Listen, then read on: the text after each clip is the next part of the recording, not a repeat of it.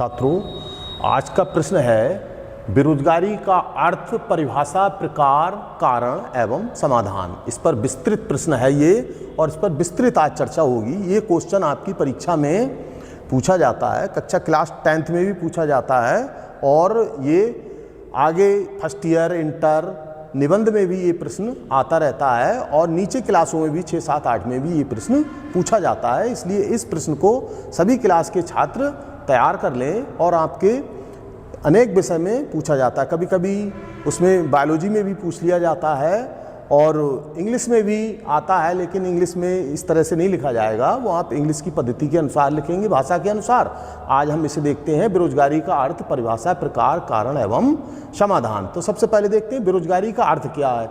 तो बेरोजगारी का अर्थ वह होता है जब कोई व्यक्ति कार्य करने के योग्य हो, काम करने की इच्छा रखता हो, फिर भी उसे उसकी योग्यता के अनुसार रोजगार की प्राप्ति ना हो, इस स्थिति को बेरोजगारी कहते हैं। अर्थात कोई व्यक्ति काम करने की इच्छा शक्ति रखता है और उसे रोजगार उसकी क्षमता के अनुसार नहीं मिलता है तो वो व्यक्ति बेरोजगार कहलाएगा। जैसे काम करने की इच्छा और क्षमता होने पर भी काम का ना मिलना, ये बेरोजगारी कहलाता है। तो बेरोजगारी के अंतर्गत व्यक्ति काम करने की इच्छा शक्ति रखता हुआ भी और उसे उसकी योग्यता क्षमता के अनुसार कार्य नहीं मिलता है तो वह बेरोजगारी कहलाता है। इसलिए इस प्रश्न को आप देखते हैं तो अगला प्रश्न है इसका कि आप चित्र के माध्यम से देख रहे हैं भारत में बेरोजगारी के प्रकार। तो भारत में बेरोजगार की प्रकार की स्थिति को इसमें दिखाया गया है। जैसे मौसमी बेरोजगारी है, चक्रीय बेरोजगारी है, शिक्षित बेरोजगारी है, छिपी हुई बेरोजगारी है, संरचनात्मक बेरोजगारी है, घर्षणात्मक बेरोजगारी है और प्रौद्योगिकी बेरोजगारी है। और इसके समाधान के विषय में आपको चार्ट के माध्यम से बताया गया है। तो इस चार्ट का एक बार आप अवलोकन करेंगे तो और बाद बाकी इसके जो अगला इसमें चित्र है वो भी बेरोजगारी को दर्शा रहा है। अगला बेरोजगारी, तो बेरोजगारी इस चित्र के माध्यम से भी आप समझ सकते हैं। जैसे कोई व्यक्ति पढ़ लिख गया और उसके पास अनेक डिग्रियां हो गई, जैसे बीटेक, एमबीए, बीकॉम, 10th इत्यादि डिग्री तो प्राप्त कर लेता है व्यक्ति, लेकिन उसके पास रोजगार परक शिक्षा नहीं होती है। तो रोजगार परक शिक्षा का होना बहुत जरूरी है। केवल डिग्री प्राप्त करना ही आप शिक्षित नहीं हो सकते हैं और ना आपको उससे रोजगार मिल सकता है। ऐसी भीड़ देख रहे हैं आप, इन्होंने शिक्षा तो प्राप्त कर ली लेकिन ऐसी शिक्षा प्राप्त की, तकनीकी शिक्षा का ज्ञान नहीं है। आजकल हमारे देश में देखा जाए तो अनेक प्रकार की फैक्ट्रियां हैं, केवल बच्चे बीए एमए कर लिए और फैक्ट्रियों की ओर ताक झांक रहे हैं, तो उसमें रोजगार मिलने की संभावनाएं कम हो जाती हैं। तो हमें तकनीकी शिक्षा की ओर जुड़ना चाहिए और समय के अनुसार ही हमें अपने आप को बदलना चाहिए। तो इस तरह की हम शिक्षा ग्रहण करें, ना कि एक तरफ भाग जाएं, जिस तरफ सारी भीड़ जा रही है हम भी उसी की ओर चल दिए, तो उससे हमें शिक्षा प्राप्त तो हो जाती है लेकिन वो रोजगार परक शिक्षा नहीं होगी। अर्थात हम बेरोजगार ही बने रहेंगे और शिक्षित भी हैं लेकिन फिर भी हम बेरोजगार हैं। तो इस चीज के माध्यम से आप ठीक से समझ रहे होंगे। और अगला इसमें आता है बेरोजगारी की परिभाषा क्या होती है। तो बेरोजगारी की परिभाषा है अर्थशास्त्री फेयरचाइल्ड के अनुसार बेरोजगारी की परिभाषा क्या है। जब कोई व्यक्ति सामान्य मजदूरी दर पर कार्य करना चाहता है, सामान्य मजदूरी दर होती है न्यूनतम मजदूरी जो सरकार द्वारा निर्धारित होती है 400 या 500 रुपए, तो उस मजदूरी के निर्धारित मजदूरी पर काम करना चाहता है तो वह बेरोजगारी कहलाता है। उसको उस मजदूरी दर पर कार्य नहीं मिलता है तो बेरोजगारी। जैसे किसी व्यक्ति को काम तो मिल गया, कुछ समय के लिए मिला, और कुछ व्यक्ति को काम मिला, कम पैसे में काम मिला, जो निर्धारित मजदूरी है वो नहीं मिली, तो ये सब बेरोजगारी की श्रेणी में आ जाते हैं। तो अगला है इसमें नंबर 3 आता है भारत में बेरोजगारी की स्थिति। तो भारत विश्व की सबसे बड़ी जनसंख्या वाला देश है। अभी हम पिछले पहले वाले प्रश्न में आपको हमने बताया था जनसंख्या वृद्धि में भारत की जनसंख्या विशाल जनसंख्या। जब भारत देश आजाद हुआ 1951 में प्रथम जनगणना हुई थी, तो प्रथम जनगणना के समय भारत की जो जनसंख्या थी वह 36 करोड़ लगभग थी और वर्तमान जनसंख्या को अगर देखा जाए भारत में तो 146 करोड़ जनसंख्या है। अर्थात हमारे देश में 4 गुनी वृद्धि तो हो गई है लेकिन उस अनुपात में संसाधनों की वृद्धि नहीं हुई है। यदि संसाधन उस अनुपात में बढ़ते तो सभी लोगों को रोजगार मिलने की संभावनाएं बढ़ जाती है। क्या जनसंख्या जो है वो निरंतर इतनी तेज गति से बढ़ रही है कि संसाधनों को बढ़ाना बहुत असंभव कार्य है। कोई भी सरकार आ जाए लेकिन इतने संसाधन नहीं बढ़ा सकती है, लेकिन इस सरकार ने काफ़ी हद तक संसाधनों को बढ़ाया है, जिससे बेरोजगारी पर काबू पाया गया है। और वही व्यक्ति रोजगार प्राप्त किए हैं जिन्होंने रोजगार परक शिक्षा ग्रहण की है। तो आप भीड़ की ओर ना जाएं, रोजगार परक शिक्षा लें और जैसे कौशल विकास है और भी अपने स्वरोजगार संबंधी योजनाएं चल रही हैं, उसको आप शिक्षा ग्रहण करें और अपना रोजगार प्राप्त करें। तो भारत में बेरोजगारी एक गंभीर सामाजिक और आर्थिक समस्या बनी हुई है। और इसमें अगला आता है भारत में बेरोजगारी के प्रकार। तो भारत में बेरोजगारी, अभी मैं चित्र के माध्यम से आपको बता रहा था, तो अनेक प्रकार की बेरोजगारी पाई जाती है। तो अनेक प्रकार की बेरोजगारी में आप देखते हैं, पहली बेरोजगारी खुली बेरोजगारी, इसको आप हेडिंग के रूप में डालेंगे और इसके बारे में आप लिखें। खुली बेरोजगारी क्या है? जब व्यक्ति को बिल्कुल भी काम नहीं मिलता है तो इसे खुली बेरोजगारी कहते हैं। जैसे BA MA पास युवक नौकरी के लिए आजकल भटक रहे हैं। क्यों? BA MA पास लोगों की जो है रोजगार परक शिक्षा नहीं है। कोई सरकारी नौकरियां किसी कार्य के लिए निकलती हैं तो उसमें तो रोजगार मिल जाता है, और टेक्निकल जो शिक्षा है वो प्राप्त करने से ही आपको फैक्ट्रियों में इत्यादियों में नौकरी मिल सकती है। तो MA BA पास तलाश में घूमते रहते हैं। प्रतियोगी परीक्षाओं की तैयारी करने वाले कई युवाओं को वर्षों तक नौकरी की चाहत के लिए देखा गया है। और इसमें विशेषताएं क्या हैं? विशेषताएं ये हैं, व्यक्ति पूरी तरह बेरोजगार हो जाता है। शहरों में अधिक ये बेरोजगारी कहाँ दिखाई देती है अधिक? तो ये बेरोजगारी शहरों में अधिक देखने को मिलती है। इसमें अगला आता है आपका छिपी बेरोजगारी। तो छिपी बेरोजगारी क्या है? जब किसी कार्य में आवश्यकता से अधिक लोग और लोगों को हटाने पर उसकी उत्पादन क्षमता में कोई प्रभाव नहीं पड़ता। मैं आपको एक सादा सी भाषा में एक समझा दूं कि आप किसी के पास 10 बीघा जमीन है और 10 बीघा जमीन में उसमें 2 3 4 लोग लगे हुए हैं। 10 15 या 20 बीघा जमीन है और 4-5 व्यक्ति उसमें काम कर रहे हैं। यदि उनमें से 2 व्यक्ति और हटा दिए जाएं और केवल 2 व्यक्ति रह जाएं, तब भी उत्पादन पर कोई फर्क नहीं पड़ेगा, उतना ही उत्पादन होगा जितना कि उत्पादन होता रहा है। तो ये क्या कहलाती है? 2 लोग कैसे इसमें? 2 लोग इसमें छिपे हुए हैं और वो छिपी बेरोजगारी के लिए संकेत दे रहे हैं। इसकी विशेषताएं क्या? कृषि क्षेत्र में ये अधिक पाई जाती है, ग्रामीण भारत में अधिक देखने को मिलती है। तो आप यहाँ पर हेडिंग क्या डालेंगे? छिपी बेरोजगारी, और इसके बारे में लिख देंगे जैसा हमने समझाया है, और इसमें थोड़ा सा आप अपनी तरफ से शब्दों का समावेश कर सकते हैं। अगला आता है मौसमी बेरोजगारी। तो मौसमी बेरोजगारी क्या है?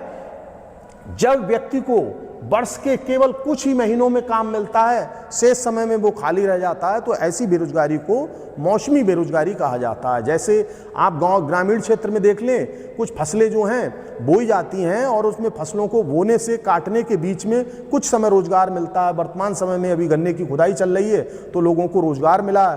थोड़े दिन बाद धान लगेंगे तो धानों के संबंध में, लगाने के संबंध में रोजगार मिल जाएगा, लेकिन बाद में बारिश का महीना शुरू होगा तो लोग बेरोजगार हो जाएंगे, उनके पास काम नहीं होगा। ऐसे ही अगर देखा जाए, कुछ फैक्ट्रियां हैं जो सीजनल चलती हैं। जैसे गन्ना फैक्ट्री को देखा जाए तो गन्ना फैक्ट्री कुछ समय तक चलती है, नवंबर में शुरू हो जाती है, उधर मार्च तक चलती है। तो नवंबर से मार्च तक वहाँ के कर्मचारियों को रोजगार मिलता है और इसके बाद वह लोग बेरोजगार हो जाते हैं। तो ये ऐसी बेरोजगारी क्या कहलाती है?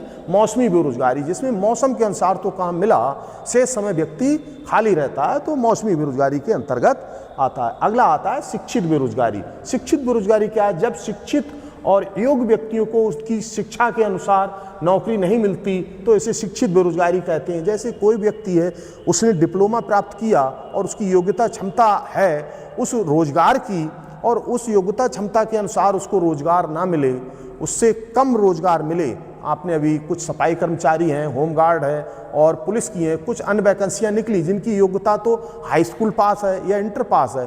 उसमें आपने देखा होगा PhD है, MA है, MEd है, और हाई क्वालिफाइड लोग उसमें आवेदन करते हैं। तो क्यों करते हैं? क्योंकि उन्हें जो है वहाँ पर रोजगार नहीं मिला और यहाँ पर वो रोजगार कर रहे हैं, तो उनकी योग्यता और क्षमता के अनुसार ये वाला रोजगार नहीं है। इसीलिए इस बेरोजगारी को शिक्षित बेरोजगारी कहा गया है।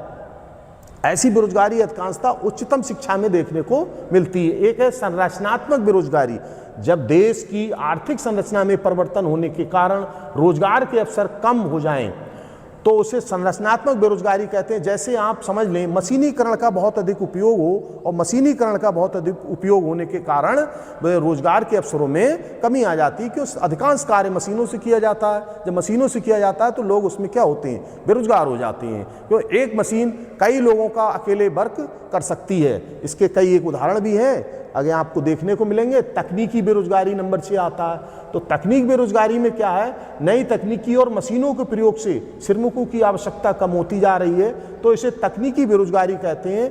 जैसे बैंकों में यदि हम देखें तो कंप्यूटर लगा दिए गए हैं, तो कंप्यूटर होने के कारण कई व्यक्तियों का कार्य अकेले एक कंप्यूटर कर लेता है, तो इसमें अन्य व्यक्तियों की आवश्यकता नहीं होती है, वरना डाटा को संकलित करना, डाटा नोट किया जाता है, लिखा जाता है, उसकी फाइलें बनाई जाती हैं, बहुत से काम, लेकिन अब सीधे कंप्यूटर में सेव कर दिया जाता है, जिससे जो है तकनीकी बेरोजगारी बहुत अधिक बढ़ गई है। फैक्ट्रियों में भी रोबोट का उपयोग होने लगा है, और इस तरह से अनेक चीज़ों में तकनीकी बेरोजगारी देखने को मिलती है। अस्थायी बेरोजगारी आता है, जब व्यक्ति को कुछ समय के लिए नौकरी मिलती है, नहीं मिलती तो उसे अस्थायी बेरोजगारी, जब व्यक्ति को कुछ समय के लिए नौकरी नहीं मिलती तो उसे अस्थायी बेरोजगारी कहते हैं। जैसे पढ़ाई पूरी होने से पहले जो कोई व्यक्ति पढ़ता है, पढ़ने के बाद उसने एमए कर लिया या अपनी शिक्षा को पूर्ण कर लिया, शिक्षा पूर्ण करने के बाद जैसे और उसको 4-5 साल नौकरी प्राप्त करने के समय लगा, तो 4-5 साल नौकरी प्राप्त करने का समय लगेगा, तो उस बीच में जो है वो 4-5 साल उसके कैसे कहलाएंगे, तो अस्थायी बेरोजगार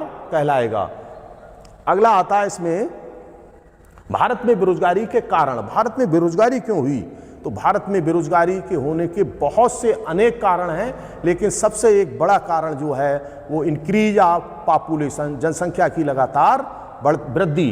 तो जनसंख्या की वृद्धि ने जो है हमारे देश में बेरोजगारी को बहुत अधिक बढ़ावा दिया है। इसमें अगर देखा जाए तो लगातार बढ़ती हुई जनसंख्या, अभी हमने आपको बताया था कि 36,000 1951 में जनसंख्या थी, आज़ादी के बाद जो पहली जनगणना हुई थी, और अब जो जनगणना इस समय हो रही है, और अब अनुमान लगाया जा रहा है कि 146 करोड़ इस समय वर्तमान में जनसंख्या है, जो 4 गुना वृद्धि हो गई है। लेकिन क्षेत्रफल में तो कोई वृद्धि नहीं हुई, देश का क्षेत्रफल कम हुआ है, बढ़ा तो है नहीं। संसाधन कुछ बड़े हैं, लेकिन उस अनुपात में संसाधन नहीं बढ़े हैं जिससे कि बेरोजगारी को दूर किया जा सके। अगला, शिक्षा प्रणाली में दोष। शिक्षा प्रणाली में भी दोष है। क्यों?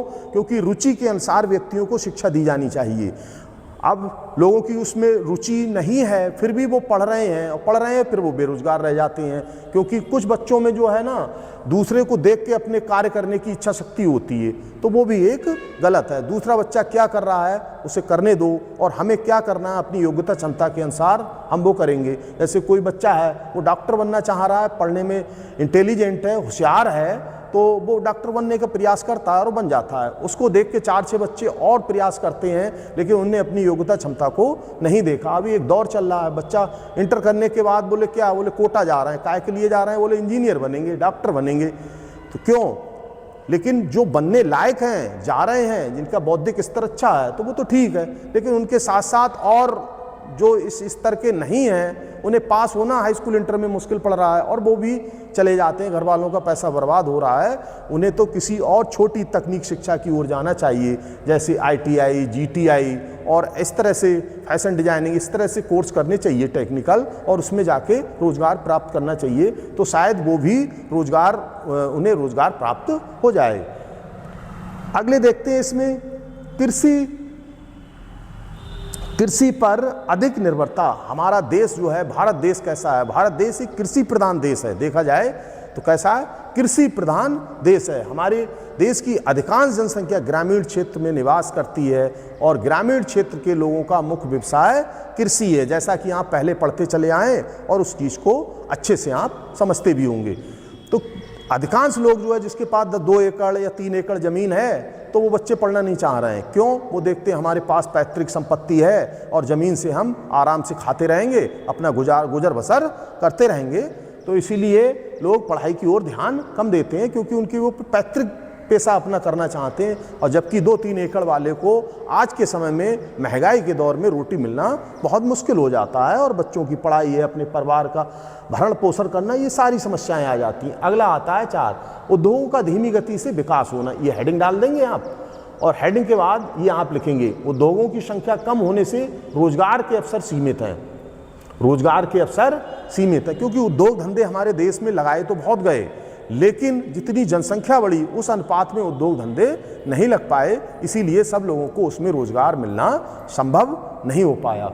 अगला तकनीकी विकास। मशीनों का इतना अधिक प्रचलन हो गया कि मशीनों ने जो मजदूर है या कर्मचारी है उसके काम को घटा दिया है, क्योंकि अगर यदि ग्रामीण क्षेत्र में आप देखा जाए उससे लाभ भी हैं और हानियां भी हैं। ग्रामीण क्षेत्र में क्या हुआ था कि एक कंबाइन मशीन चलती है, धान कटते हैं, गेहूं कटते हैं और एक दिन में 100-100, 200 बीघा खेत काट देते हैं। अगर वो मजदूरों से कटवाया जाए तो कम से कम बहुत समय लगेगा और बहुत ही लोगों को उसमें रोजगार मिलेगा, लेकिन ऐसा नहीं हो पाता है और जिससे लोग बेरोजगार रह जाते। क्यों?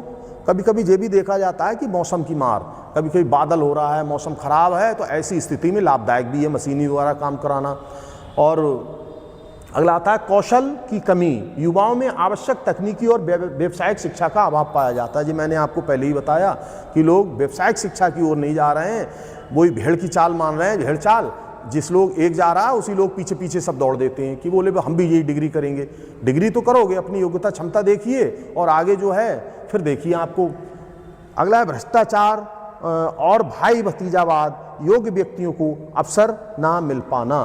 तो यहाँ ये भी समस्याएं आती हैं, कुछ भ्रष्टाचार पनप गया है, उसके कारण भी योग्य व्यक्तियों को उसमें नौकरी के अवसर कम प्राप्त हो पाते हैं। अगला आता है बेरोजगारी के दुष्परिणाम क्या होते हैं। बेरोजगारी के तो बहुत अधिक दुष्परिणाम होंगे। व्यक्ति बेरोजगार रह जाएगा तो उसके पास संसाधनों की भी कमी हो जाएगी, गरीबी बढ़ जाएगी, गरीबी बढ़ेगी। गरीबी बढ़ने के साथ उसकी अन्य मूलभूत आवश्यकताएं पूरी नहीं हो सकती हैं। जैसे अन्य मूलभूत आवश्यकताओं को देखा जाए तो उसकी आवश्यकताएं रोटी, कपड़ा और मकान। जब उसके पास रोजगार के साधन नहीं होंगे तो रोटी, कपड़ा और मकान जैसी समस्याएं उसमें उत्पन्न हो जाएंगी। अगला अपराधों में वृद्धि होगी। व्यक्ति बेरोजगार होगा, खाने के लिए कुछ ना कुछ अपना उपाय सोचेगा तो उसके मन में गलत विचार आएंगे और गलत विचार आएंगे तो गलत विचार जो है उसके अपराधों को जन्म देंगे। ये भी बहुत बड़ी एक समस्या की स्थिति बन जाती है। अगला आता है मानसिक तनाव। और लगातार व्यक्ति बेरोजगार रहता है तो उसका जो है दिमाग जो है मानसिक तनाव में बना रहता है, उसके अंदर डिप्रेशन का शिकार हो जाता है कि मुझे रोजगार मिल जाता, और रोजगार के सोचते सोचते सोचते सोचते कि उसका माइंड जो है बिल्कुल जो है दिमाग काम करना बंद कर देता है, इधर उधर की बातें सोचने लगता है और आपराधिक प्रवृत्ति का हो जाता है, या उसके मन में अनेक प्रकार की कुंठाएं उत्पन्न हो जाती हैं। अगला है देश की आर्थिक प्रगति धीमी हो जाती है, और जब रोजगार नहीं होगा तो राष्ट्रीय आय घट जाएगी, और राष्ट्रीय आय घट जाएगी तो प्रति व्यक्ति आय घट जाएगी, और प्रति व्यक्ति आय घटेगी तो देश का विकास अपने आप अवरुद्ध हो जाएगा।